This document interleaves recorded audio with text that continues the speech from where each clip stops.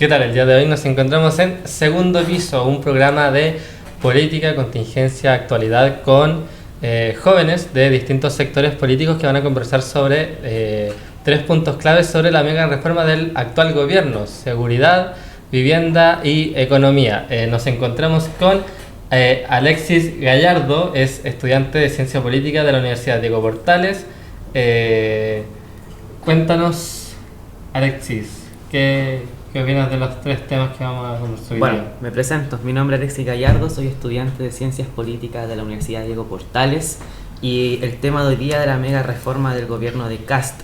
Esta mega reforma se divide en tres ejes: en ejes ambiental, regulatorio, reconstrucción, tributario, económico. Yo creo que la mega reforma es el proyecto insignia, la ley miscelánea de este gobierno. Es un proyecto misceláneo porque ya abarca muchos temas dentro de un proyecto de ley, y es ahí la disputa donde podemos debatir el día de hoy. Muy bien. Alexis también trabaja en la comuna de La Granja con clases de educación cívica en los colegios, con un concejal de La Granja, y participa en el movimiento social de La Pintana, Creando Comunidad, que se dedican a hacer intervenciones comunitarias En la población Santo Tomás. Así es. Pasamos con Amaya Rosas. Amaya Rosas estudia Administración Pública en la Universidad Central, es militante del Frente Amplio, participa en el Frente Estudiantil. Vamos con Amaya. Me presento, mi nombre es Amaya Rosas, soy estudiante de Administración Pública, soy de izquierda, abiertamente de izquierda, todos mis ideales son de izquierda. Creo que la política tiene que estar siempre a disposición de la ciudadanía y me parece igual interesante el tema de esta mega reforma. Yo estoy en contra, ahí vamos a ir conversando por qué, pero creo que un tema que ahora en el debate público está súper presente y que esta experiencia igual sea súper enriquecedora como para tener un buen diálogo entre nosotros. Perfecto, y pasamos con nuestra tercera panelista de hoy, que es Michelle Sandoval, estudiante de Derecho de la Universidad San Sebastián, militante de Renovación Nacional. Michelle. Me llamo Michelle y hace rato soy militante de Renovación Nacional. Y creo que es interesante tener estos espacios para dialogar, ya que el diálogo construye realidades. Y eso no es una definición muy de derecha que digamos, pero creo que es importante para el discurso público empezar a criticar nuestro propio sector para poder construir cosas que realmente valgan la pena y que sean buenas para la sociedad y la ciudadanía.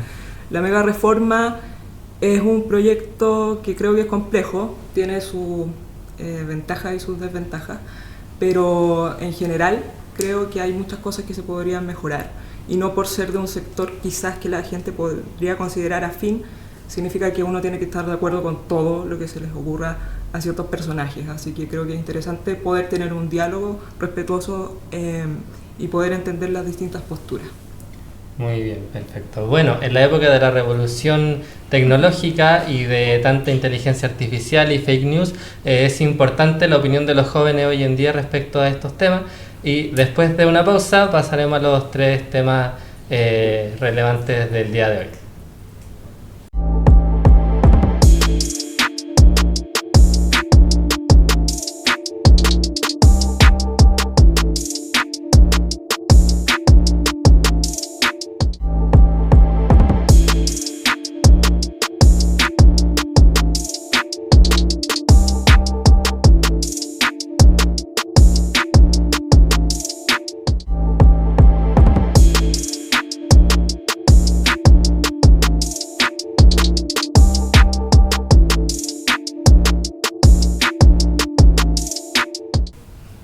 Bien, vamos a pasar al tema seguridad, que es un tema bastante relevante en este último tiempo, sobre todo considerando que es uno de los puntos más fuertes de la mega reforma del gobierno, y de que fue un tema muy criticado por el gobierno cuando eran oposición. Entonces vamos a pasar por las damas primero. Amaya. Yo estoy súper en contra de esta mega reforma, más que esto, sobre todo lo que más está en el debate público es sobre que se le va a bajar el impuesto a los más ricos. Esto va a generar menos recaudación fiscal, que eso es obvio. Tampoco estoy de acuerdo porque creo que es una medida insegura, ya que en ningún país esto ha funcionado cuando se ha hecho antes. Mismas figuras de la derecha han dicho, o del expresidente Piñera, que esto se va a ver los resultados como de aquí a 5 años más. O sea, ¿qué nos quiere decir esto? Que en 5 años en los hospitales no se van a necesitar más recursos o así. También de la derecha se ha dicho como mucho de que el gobierno de Boric fue un fracaso y así, pero hay un punto importante que es en salud. En el gobierno sí se lograron bajar las listas de espera, no se logró solucionar del todo, pero sí se lograron bajar. Entonces, y esto solo se logró con mayor inyección de recursos. Ahora lo que le estamos diciendo a la ciudadanía es que vamos a tener menos recursos en salud. La gente no te va a esperar 5 años. Y más allá de eso, que es el punto principal que se toca bien fuerte, es esta baja de impuestos, pero hay otros puntos que están pasando como súper desapercibidos en el debate, porque también está este tema de la burocracia, como los permisos, como que baje eso, pero o sea, estamos diciéndole no a la permisología, que también me parece súper relevante y súper fundamental en los cuidados medioambientales, porque no creo que sea una ideología extrema el medio ambiente o así, porque para algo está la permisología y es algo que igual nos ayuda en los proyectos. Bueno, y también ahora que se está hablando harto de esto de la baja al impuesto que pagan por la primera vivienda, las personas mayores de 65 años, es para todo. O sea, estamos también diciendo los Luxi, o sea, van a tener, no van a pagar más contribuciones por su primera vivienda, que también me parece súper mal porque desfinancia a los municipios.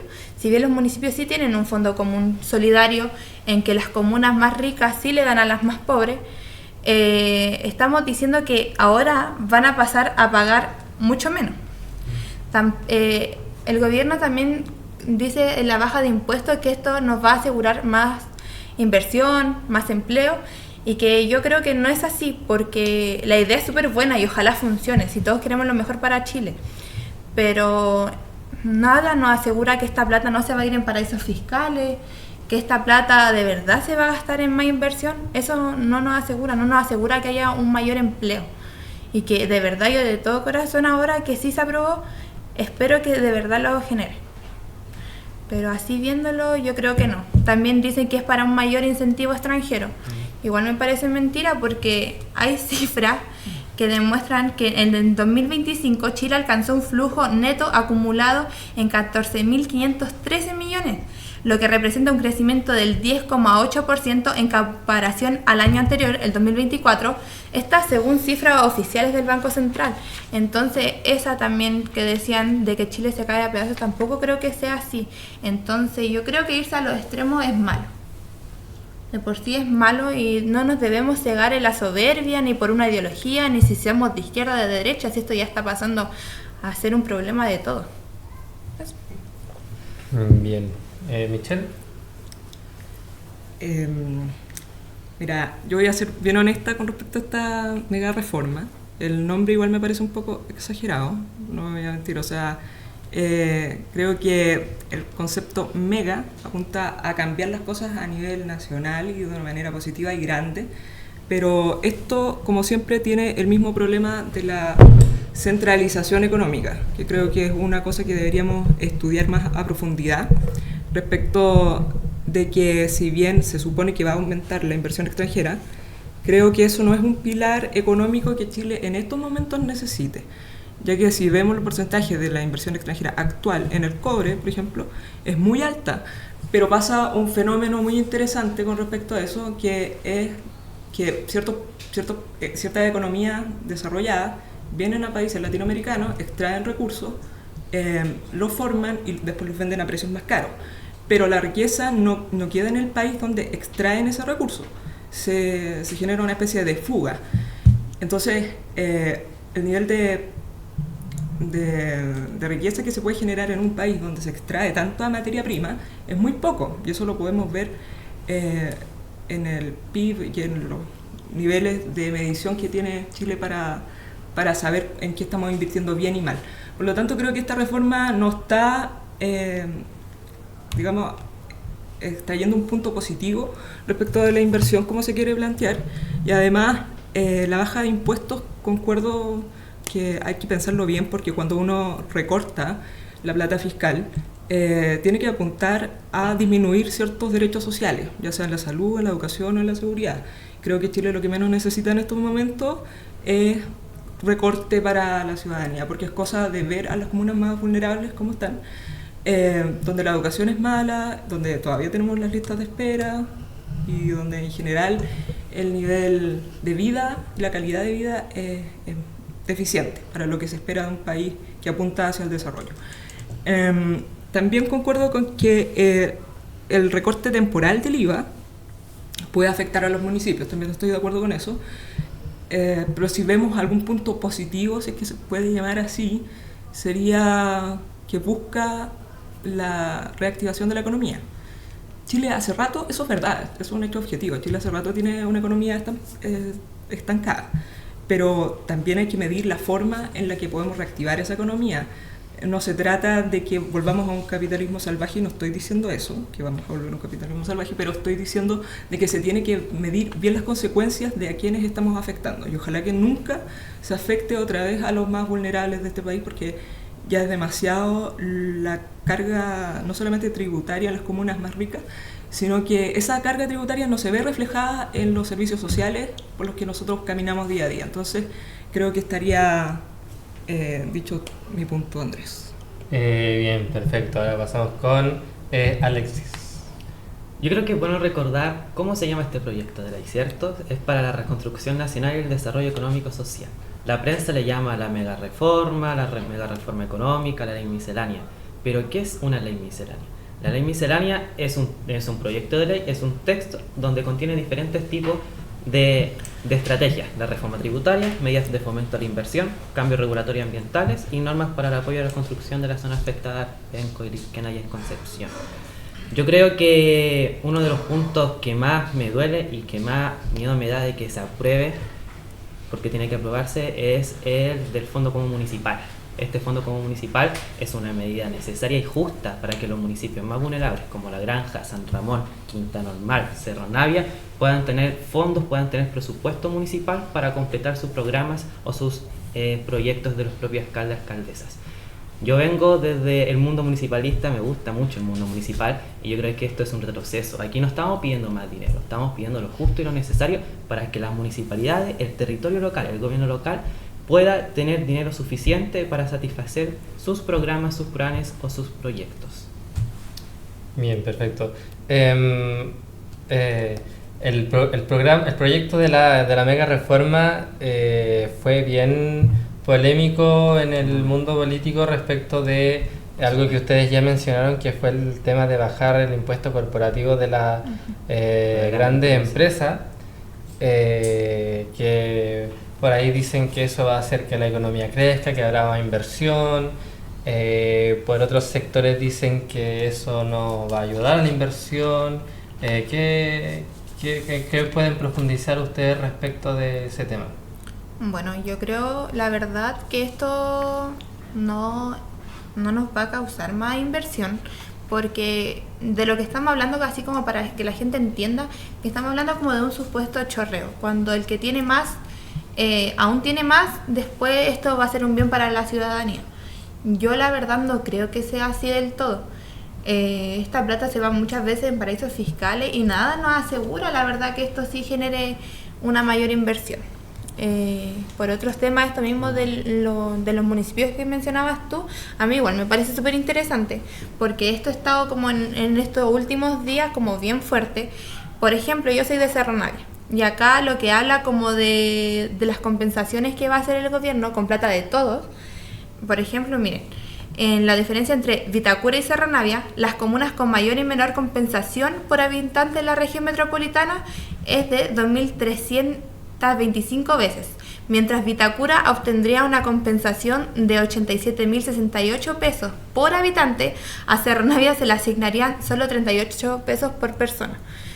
esto es riesgoso, esto aumenta la desigualdad y la injusticia al final de cuentas, porque eso no está diciendo que Cerro Navia en este caso va a recibir menos recursos para seguridad, para educación o para salud, mientras que comunas que ya tienen más van a seguir recibiendo más, y eso ya no me parece bien.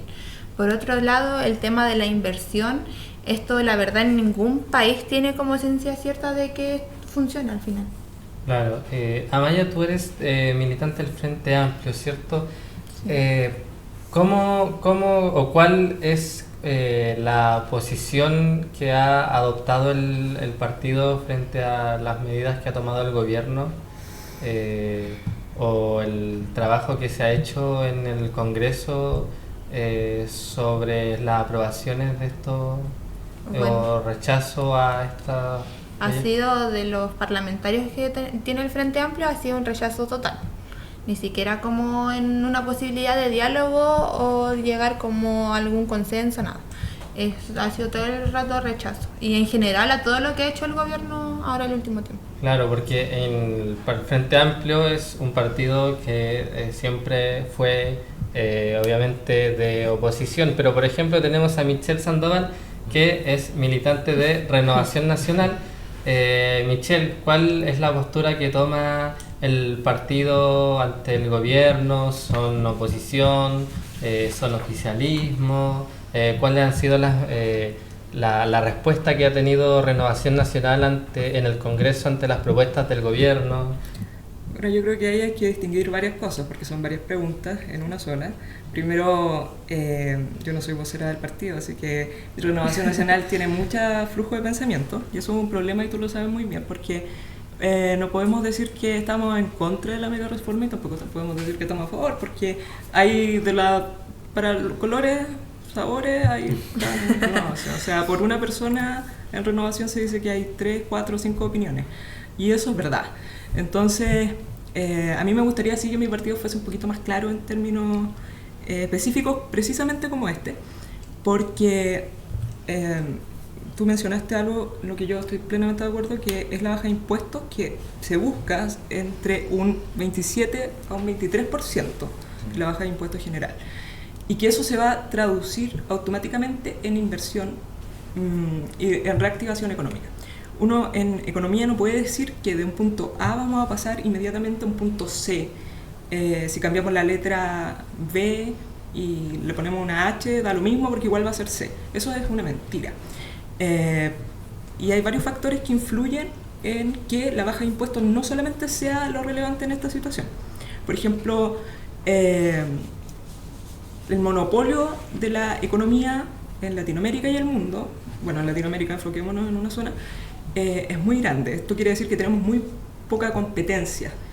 Es cosa de ver las farmacias, es cosa de ver las concesionarias, es cosa de ver quién les vende los suplementos o las cosas que necesitan esenciales a la mercadería o incluso en el ámbito de la medicina. Siempre llegamos a un mismo dueño. ¿Y cuáles son las familias más ricas y esto suena un poco frente amplista, Andrés, pero no lo estoy diciendo, estoy diciendo algo que es bastante real, o sea, el capital tiende a concentrarse, y eso está estudiado en varias cuestiones de textos económicos, y eso no es necesariamente bueno. De hecho, eso en muchas ocasiones es injusto para los más vulnerables, y no solamente para los más vulnerables, para la clase media, que es el factor productivo que tiene este país, más allá de sus materias primas, porque Argentina, por ejemplo, tiene mucha materia prima, y no es un país seguro de invertir. Chile, porque ha mantenido sus reglas del juego más o menos estables durante mucho tiempo, es el país que es. Obviamente nos falta mucho por mejorar, pero con cosas así no lo vamos a hacer. Ok, perfecto. Alexis no es militante, él es independiente, sin embargo es simpatizante de la democracia cristiana, ¿cierto? Sí.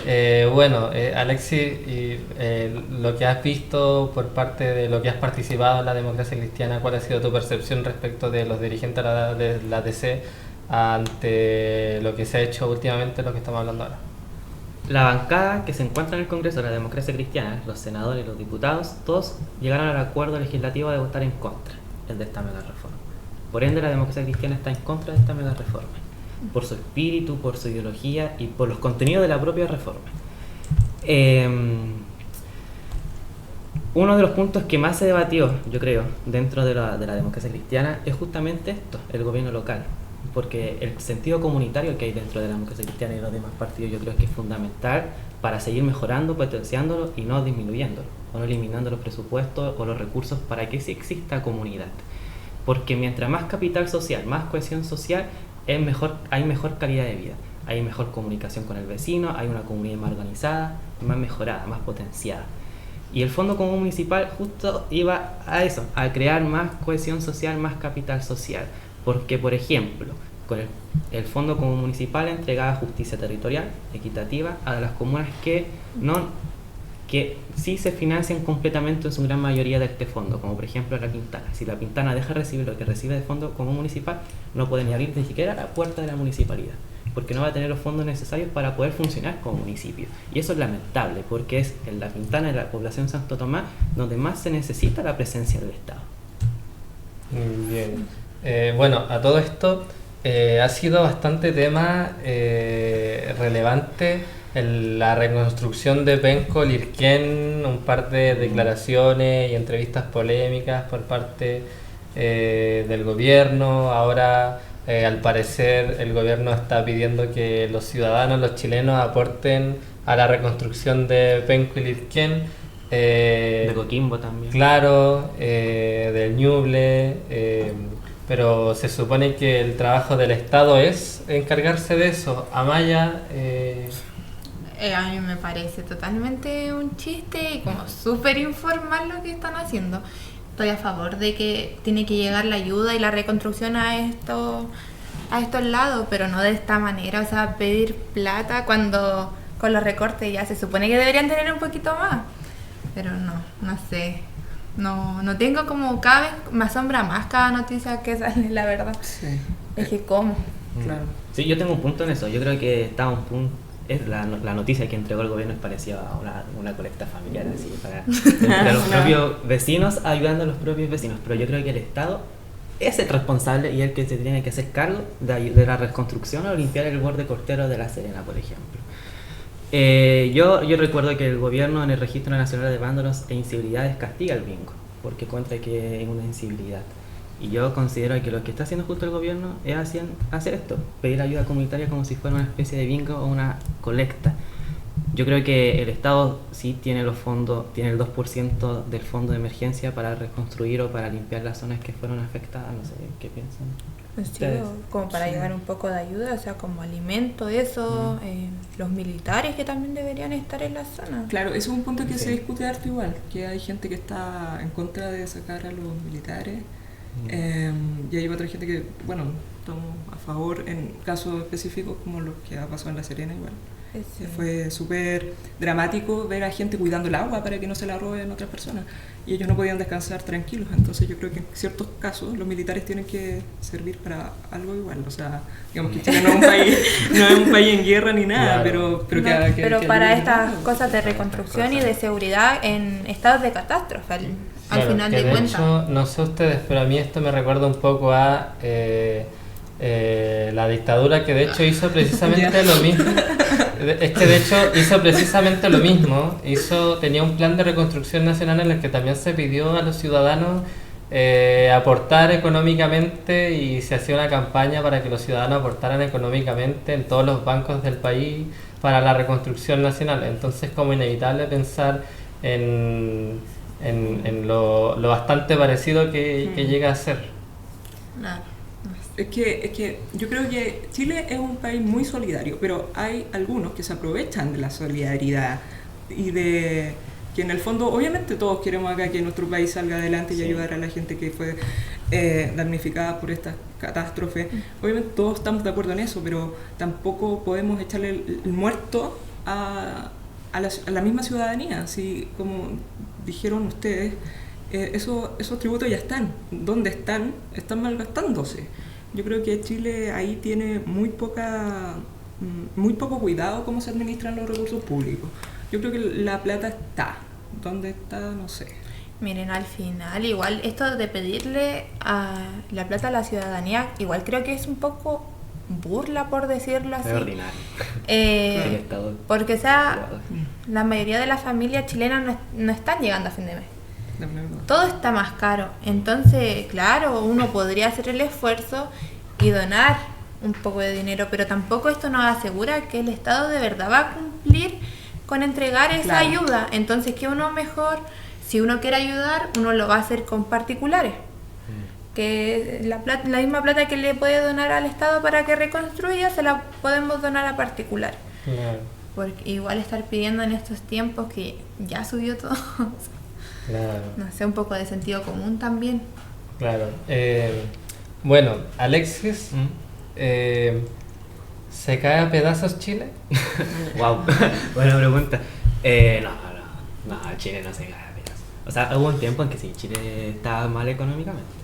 Pero yo creo que hubo una estabilidad en la inflación, se pudo contener el alza de los precios de los combustibles en el gobierno pasado.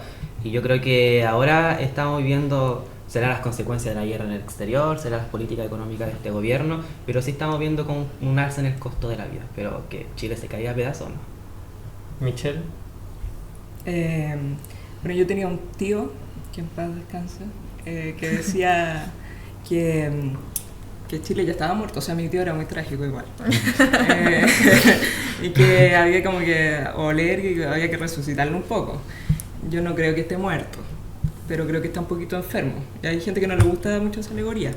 En el sentido sobre todo del empleo. Creo que hay mucho egresado y es cosa de ver, y gente que tiene carreras, tiene muchos títulos, mucho conocimiento, pero no hay dónde trabajar, no hay empresas privadas, o no hay empresas, o sea, bueno, el Estado igual está un poquito colapsado. Entonces, creo que una de las enfermedades de Chile es el desempleo. No hay trabajo. No hay trabajo, y eso es muy peligroso, no solamente en el ámbito económico, sino en el ámbito del sentido del ser humano, porque el ser humano busca trabajar, porque busca realizarse como persona. Y si tú estudiaste algo, es porque más o menos te gusta. Entonces, tú quieres servir en ese algo.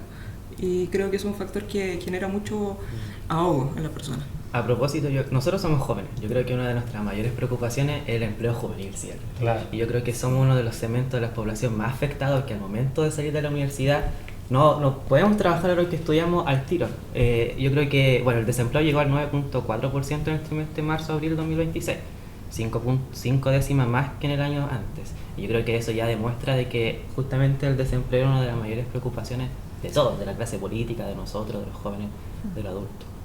Claro. Vaya. ¿El Chile se cae a pedazos? ¿Se cae a pedazos? No, No. o sea, yo... ¿Hay plata? Sí, o sea, plata hay, que uno igual debería dejar la soberbia cuando es de algún sector político y reconocer tanto lo bueno como lo malo. Pero, por ejemplo, en el gobierno de Boric se recibió la inflación. Bueno, porque también había un contexto mundial y a país, que eso hay que tenerlo claro, en el que estábamos como en crisis. Lo recibimos con una inflación del 14%, el gobierno de Kast lo recibió en un 3%. Y son cosas que van avanzando, pero en realidad Chile no se cae a pedazos. Si bien tenemos este cuento, este discurso de la seguridad, que también podría ser otro factor, que Chile sí está inseguro, pero a nivel como de Latinoamérica, nosotros tenemos que tener en claro que Chile no está esa inseguridad tan grande como la está en otros países, y Chile no, definitivamente no se cae a pedazos. Ahora que en unos años más, no sabemos, pero ahora no. Bueno, pero claro, para ir cerrando, ¿ustedes creen de alguna forma que así como va el gobierno, creen que sea capaz de cumplir con los objetivos o con lo que se está proponiendo? Mira, si te soy súper sincera, me voy a tomar. El gobierno, cuando entró y en campaña, siempre estuvieron prometiendo seguridad. Siempre fue un discurso muy grande y que yo creo que también ganó por una mayoría importante, que hay que destacar que fue importante con los votos que ellos ganaron, con este discurso de la seguridad. Y cosa que cuando entró el gobierno, no hay todavía como una significativa de eso que dijeran desde el primer día va a haber una seguridad fuerte, no la hay. Entonces esto igual genera un descontento de parte de la ciudadanía, y también que ya le está dejando de creer un poco, o sea, porque si uno ve la encuesta van en bajada, entonces esto está generando igual un incierto en la ciudadanía. Eso no sabemos cómo se va a desarrollar en un par de años. Claro. Yo tengo mucha diferencia con el gobierno de José Antonio Kast Andrés. Entonces, no por ser de un partido que es de centro derecha como Renovación Nacional, que tiene mucha vertiente social cristiana de todo esto, creo que no va a cumplir. Yo creo que ni siquiera ha cumplido. Había un sociólogo que no recuerdo su nombre, pero decía que un presidente se ve en los primeros 100 días. Obviamente después puede cambiar y quizás sea Superman, pero lo dudo mucho cómo está actuando. Y hasta el momento no ha hecho prácticamente, no quiero decir nada porque puede que haya algo que haya cumplido, pero los niveles de inseguridad siguen súper altos, los niveles de violación también siguen altos. Entonces creo que difícil que pueda cumplir un presidente si sigue de esta manera. Yo no entiendo eso, porque yo digo, se supone que es gente que debería estar preparada, onda que tiene máster o tiene algún tipo de doctorado o no sé qué onda, porque no entiendo por qué no funciona.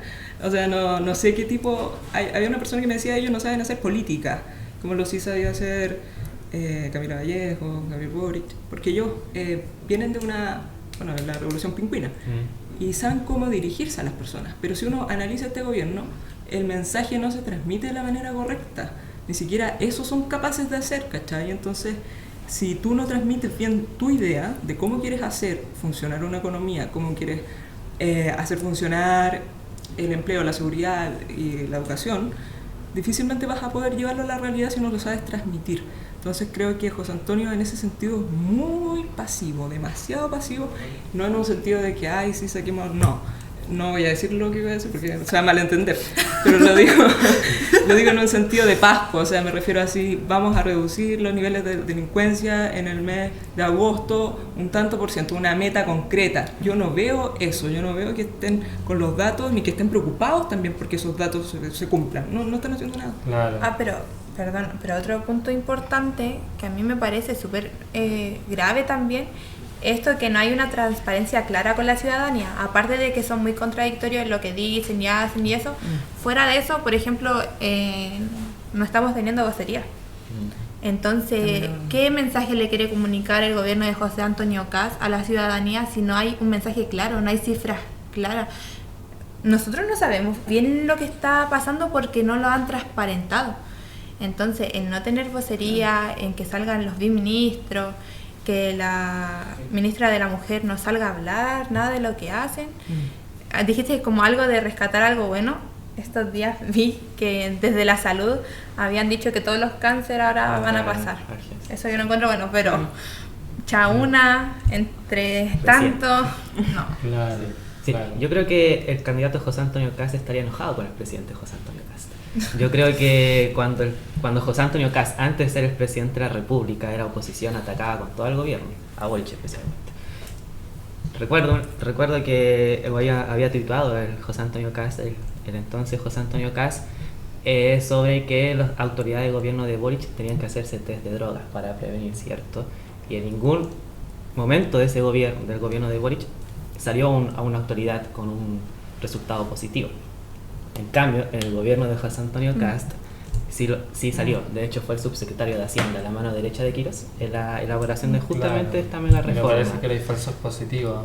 Exacto, sí, pero yo creo que mucho de lo que Kast cuestionó a Boric se le está devolviendo a Kast. No sé si será karma, si será porque, bueno, los Ceremi renuncian a cada 4 días. Hay un informe que reporta que los Ceremi renuncian a cada 4 días, son despedidos. Yo creo que eso igual refleja como... Bueno, Kast fue candidato 3 veces. Sí. Se preparó mucho tiempo antes para llegar a la presidencia. Claro. Yo creo que estos detalles hacen que su administración se tambalee justamente con proyectos como la mega reforma. Sí, igual esto que estamos... Bueno, esos de los tweets, yo le recomendaría al presidente José Antonio Kast que ya elimine esa cuenta porque sale uno y otro tweet que eso mismo cuando el niño que falleció, que lo mataron, el San niño, Bernardo, ¿no? sí, él mismo había comentado como de un caso anterior a Boris, entonces son cosas que ni un presidente quiere. Exacto. Esto mismo que está pasando con la infancia, de que se están viendo tan afectadas, tan atacadas, yo creo que nadie lo quiere. Entonces son cosas que, claro, criticaban mucho, pero que igual se da mucho dentro de la política. y también vemos un descontento, yo viéndolo así desde la oposición, un quiebre que se ha dado como en la derecha en general.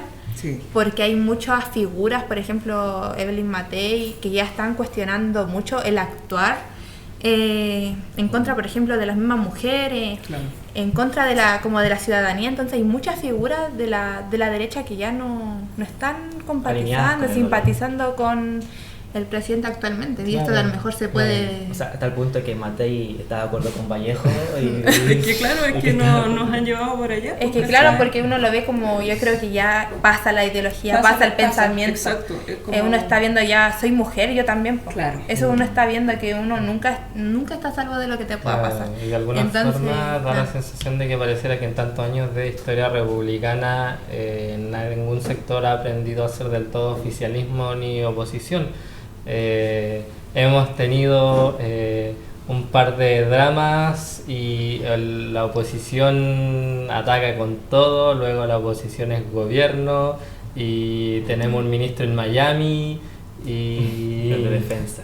Claro, entonces, ¿cómo lo ven ustedes? ¿Qué creen que, bueno, o a Michelle, creo, ¿tú te consideras oficialismo?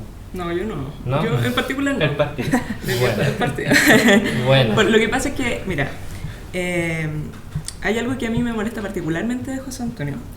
Del presidente José Antonio. Mi tío José. No, del José. No, mentira. Ya me van a fundar.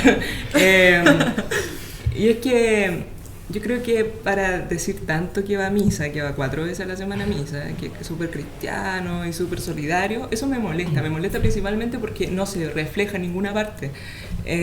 Cuando hizo el tema, yo sé que se le ha dado mucha quizás pantalla al tema de que hizo un almuerzo de la moneda, pero eso no es solamente feo por el sentido de cuánto costó la comida, sino que es feo en el sentido de que no puedes decir que eres un gobierno austero y después invitar a todos tus amigos a la moneda. O sea, ¿qué tipo de austeridad es esa? Es una contradicción de doble moral que se ha repetido constantemente entre el Partido Republicano y los que se relacionan con el Partido Republicano como el Partido Libertario. O sea, lamentablemente han estado envueltos en polémicas que para mí son detestables, que me hacen me da un poco de vergüenza a veces decir que soy de derecha, porque me asocian a gente que es machista o gente que, no sé, anda haciendo chistes con esa palabra PDF y con otro tipo de cosas de recortar derechos sociales, cuando ha sido una lucha bien heavy a lo largo de la historia. O sea, no es como llegar y decir, yo ya no quiero votar, ¿cachai? O sea, no es una cosa de decir, o quiero quedarme. Tú en Chile ya puedes ser dueña de casa, o sea, eso no debería estar por qué discutiéndose. Eso es correr la ventana de Overton a un lugar muy extremo y está generando el cambio de péndulo desde pasar a una revolución a una especie de totalitarismo conservador. O sea, no creo que esté bien ni lo uno ni lo otro. Yo creo que acá hay mucha más madurez, quizás en personas que pueden dialogar, porque nosotros podemos hablar, que la misma Cámara de Diputados, que uno lo puede ver en YouTube las sesiones y se interrumpen, no se escuchan, van a negociar internamente, oye, eso es que se encaran entre la misma bancada y aparece sin filtro. Es que parece sin filtro, o sea, al final esto es como un reality y al final lo último que quiero añadir es que este circo a mí no me gusta, porque en realidad, y concuerdo también contigo, que se preparó durante 3 periodos seguidos para... 3 periodos presidenciales, sí. Y entonces, ¿tu objetivo cuál era? Era salir electo presidente y después no pensaste, si salgo presidente y después veo qué hago. Eso fue. Y eso no puede ser posible que una persona seria, que dice ser seria, piense así. Yo creo que otro punto interesante para analizar de este gobierno es cuando expulsaron del gabinete a la Mara Seguini, la exministra, y a la exministra de Seguridad. Yo creo que el haberla reemplazado por hombres demuestra una señal, como decir, pobres mujeres, las 2 mujeres que no pusieron a hacerse cargo de su trabajo van a ser reemplazadas por 2 hombres que se van a encargar de 2 ministerios distintos. Es como una señal. Hay biministro. Son 2 biministros. Sí, pues es biministro. Entonces, mira, fuera de eso, ya uno puede tener las distintas opiniones que uno quiera. Pero es que no estamos hablando, por ejemplo, de una derecha de Sebastián Piñera. Nosotros nos estamos enfrentando a una ultraderecha. Y todo en lo extremo es malo, tanto en la extrema izquierda como en la extrema derecha. Pero ahora nosotros estamos viendo una extrema derecha, la de Johannes Kaiser, y José Antonio Caz, el Partido Republicano en general, que cada vez asombra más. O sea, a mí no me asombra lo que hacen, pero por ejemplo muchas personas sí, esto mismo de la ley escucha su corazón, o que se replantea tanto los derechos de las mujeres, que por eso yo creo que sale Evelyn Matei, porque ¿qué nos están demostrando? O sea, que la prioridad es como quitarle derecho a las mujeres, o de verdad gobernar para la seguridad y eso. No, o sea, lo encuentro cruel yo. Y la verdad, si bien yo soy de izquierda y digo abiertamente que soy de izquierda, es más que nada por las ideas progresistas que yo tengo. Pero fuera de eso... Claro. Bueno, aquí al parecer son los tres, somos los cuatro, de una postura más ligada a lo que es la oposición. ¿Qué creen que le faltaría a la oposición, o qué esperarían de los colaboradores del gobierno del Partido Republicano, de la UDI, de Renovación Nacional, que si bien no son como tal oposición, están ligadas al oficialismo, pero como que no están de acuerdo con todo, no están de acuerdo con muchas cosas? Yo quiero hablar de la verdadera oposición, del PC, del PPD, del DC, del Frente Amplio, del Partido Liberal y la Democracia Cristiana. Yo creo que necesitamos una oposición progresista unida para ir enfrente de la ultraderecha y de la derecha. Yo creo que el estar todos unidos como oposición para ir al Tribunal Constitucional e impugnar 3 requerimientos, yo creo que es fundamental que estemos todos unidos. No que el PPD y, por ejemplo, el Partido Socialista vayan por un lado y el Frente Amplio con el Partido Comunista vayan por el otro, sino que vamos todos por el mismo camino en contra del auge de la ultraderecha y de la derecha, no precisamente del gobierno de Kast, sino que del auge de la ideología ultraderecha o de la derecha. Claro. Y yo creo, la verdad, sí, la oposición ya están teniendo un trabajo que igual se ha visto un poco tenso entre los partidos de izquierda, pero más que eso necesitan volver a reconectar con lo que es la ciudadanía, porque yo creo que eso está perdido en la izquierda, que la gente ya no les cree, la gente quiere seguridad, y la gente, incluso las mujeres, yo he escuchado mujeres decir, y que a mí me parece preocupante, como tú lo mencionabas, que ellas dicen, me da lo mismo perder derechos con tal de tener a mis hijos seguros y saber que mis hijos van a salir seguros a la calle.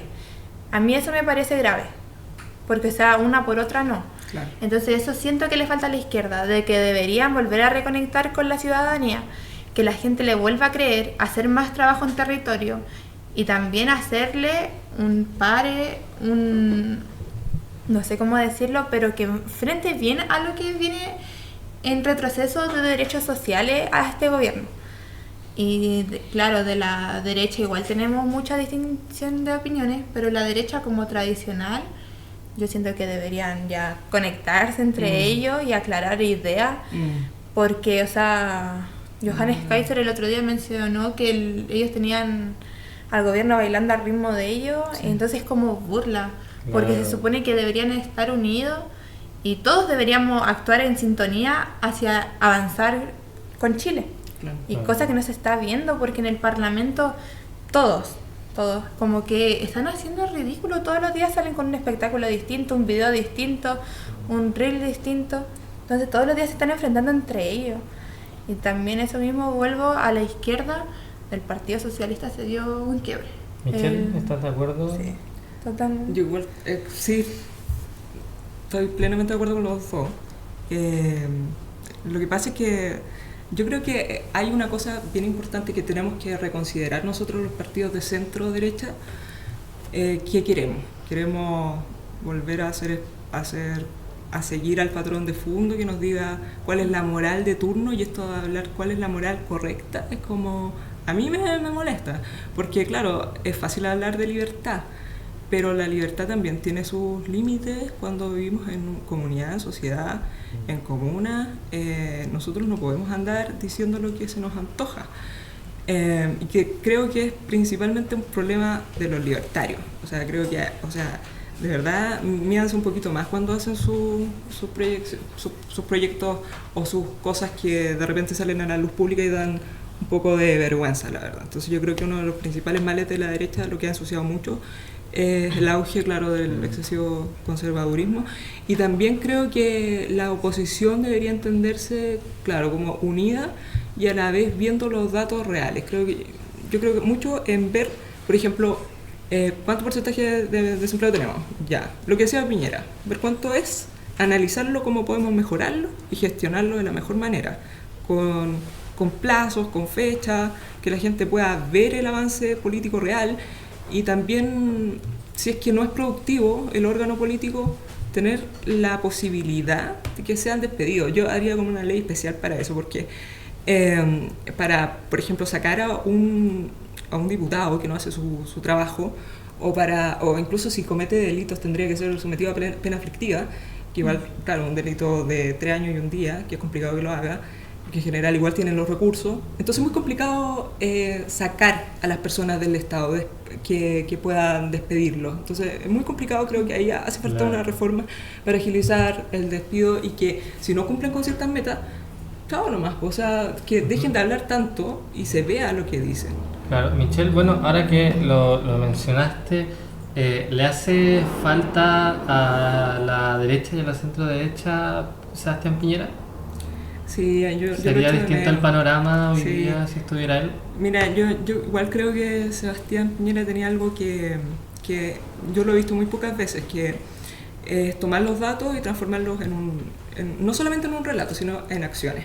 Por ejemplo, yo supe hace poco que él llamaba mucho todos los días y de repente llamaba como a las 2 de la mañana al ministro de Economía y le decía, ¿qué pasó con el PIB? ¿Qué pasó?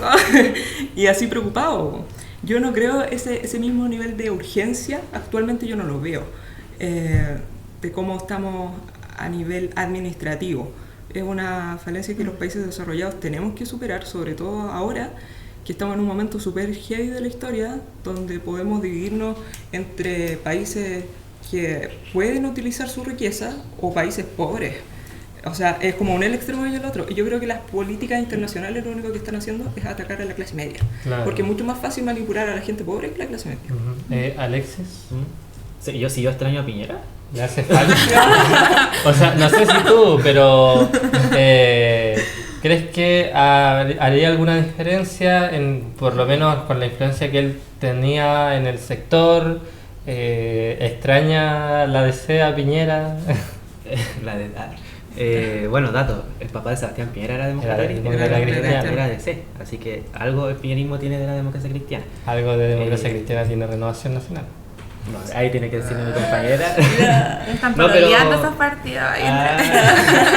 No, pero yo creo que la figura presidencial o política de Sebastián Piñera sí. Yo creo que eso sí se extraña en estos tiempos. En estos tiempos donde el extremo sí puede jugar un mal juego, valga la redundancia, sí se extraña como alguien que sea... Bueno, Sebastián Piñera sentaba a todas las mesas, ¿cierto? Sí. Sentaba a todos, literalmente a todos a negociar y cada uno seguía su parte, y eso es lo bonito de hacer política, y que todos podamos conversar en una misma mesa. Pero siempre ahora. Con el respeto. Siempre con el respeto, obviamente. Y yo creo que sí se extraña un poco de su esencia. Claro. Pero no todo, un poco. Bueno, ¿Habría sido presidente si hubiera ido a las elecciones? ¿Piñera? ¿Sebastián? Claro. ¿Sería presidente hoy día? Yo creo que... Yo me la juego y digo que sí, No, yo creo que no. ¿No? No, después del estallido social, yo creo que algo que fue harto en contra. Mira, de hecho, yo escuchaba y vi harto que se repetía esa frase en la elección en Colombia. Decían, por ejemplo, con Abelardo que salió, decía... nos mencionaban a Iván Cepeda y decían, con él tengo diferencias políticas, pero con Abelardo tengo diferencias humanas. Y yo siento que algo que se ve reflejado, o por lo menos yo lo siento así con el presidente de ahora. Ya no tengo diferencias políticas con él. Por ejemplo, como la tenía con Jara, que sí tenía muchas diferencias de opiniones políticas, pero no humanas. Con Kast yo siento que tengo diferencias humanas, o sea, diferencias de opiniones humanas ya que está sobrepasando. Y eso siento que no se veía como en eso de Piñera, porque claro... Piñera, claro. Bachelet... Bueno, para concluir entonces, para cerrar con este primer capítulo, con todos los temas que se han hablado, empezando por Amaya, tu minuto de cierre. Bueno, yo digo que tengamos fe, que tengamos esperanza en lo que se viene, que no nos cerremos todavía del todo, queda todavía gobierno, entonces... pero mantengamos la oposición siempre clara. no dejemos que retrocedamos en derechos sociales, mucho menos en eso. Seamos empáticos en estos momentos que nos enfrentamos a algo tan fuerte, seamos empáticos con las personas de al lado. Quizá a lo mejor sentimos que estamos pasándola muy mal, pero quizá la persona de al lado esté peor, y eso hay que ver. Siento que el individualismo tiene así hoy en día a todas las personas, sobre todo en la política, y que no seamos individualistas, que pensemos en el bien común, que cuando todos estemos bien vamos a lograr tener ese bien nosotros mismos. Así que eso, espero que la ultraderecha no siga avanzando más, por favor, que no salga otro presidente de ultraderecha en Latinoamérica, y tampoco más guerra, por favor. Michelle, vamos con tu minuto de cierre, tu conclusión respecto de los temas que se han hablado hoy día. A mí me gustaría señalar lo importante del diálogo y de los medios, la parte que está al medio es como el promedio, o sea, no es ni el extremo bajo ni el alto. ¿Por qué? Porque yo creo que tener la capacidad de ver que el Frente Amplio tiene cosas buenas, y la democracia cristiana a nivel histórico ha sido importante, o sea, en realidad todas esas visiones que nos han entregado hoy, para estar hoy con derechos progresivos a nivel social, también tienen valor, y uno no puede desconocerlo todo a nombre del capital o decir que seamos productivos, porque el ser humano no es solamente eso, también es, como decía acá, es comunidad, es apoyo, es equipo. Entonces yo quiero señalar de que ojalá podamos estar todos un poquito con un diálogo fluido y no con extremos. Bien, gracias. Ahora vamos con Alexis. Alexis, tu conclusión, tu minuto de cierre para opinar respecto de lo que hemos hablado hoy día. Yo me quiero quedar con el Fondo Común Municipal. Yo creo que es fundamental, y perdón que lo recalque, pero es que sí, va a afectar muchísimo de primera persona a todos, no de manera central ni regional, sino local. Yo creo que la primera puerta que tocamos nosotros, los vecinos y las vecinas, es la puerta de la municipalidad, del municipio. Y si el municipio no responde como debería responder, no va a responder el Estado de manera efectiva. Y yo creo que fue un buen capítulo, me gustó, lo pasé bien, llegamos a muy buenas conclusiones. Y me quiero quedar con eso, de que el Fondo Común Municipal, no, por favor, los que van a tomar las decisiones, los diputados, los senadores, de que piensen en las municipalidades que requieren este Fondo Común Municipal, que es una política pública distributiva muy importante para nosotros. Bien, y para cerrar me tomaré mi minuto de conclusión. Bien, bueno. Últimamente ha avanzado mucho en el tema de redes sociales, las fake news, los videos con inteligencia artificial. Hoy en día lo fundamental es que primero tengamos espacios para que la juventud pueda, que está más inserta en la tecnología, orientar a la gente mayor que lamentablemente no se entera mucho cuando algo es falso, cuando es real. Crear estos espacios para que los jóvenes puedan también comunicar su opinión, para que los jóvenes puedan desmentir todas estas fake news, todo lo que sale. Es importante crear espacios para motivar a la gente a que investiguen, a que la gente lea, a que la gente se eduque, porque nos estamos empezando a acostumbrar a una mala forma de opinar de política, que es ver 30 segundos de Reels en Instagram o en TikTok y sacar las primeras 4 palabras que están de acuerdo con mi opinión y tirarla al aire. Entonces la idea es cambiar eso y tener una educación cívica mucho mejor. Cerramos este capítulo entonces con nuestros panelistas. Gracias por participar, por darse el tiempo de venir, y gracias a quienes nos vieron. Vamos a la próxima. Nos vemos en una próxima. Adiós.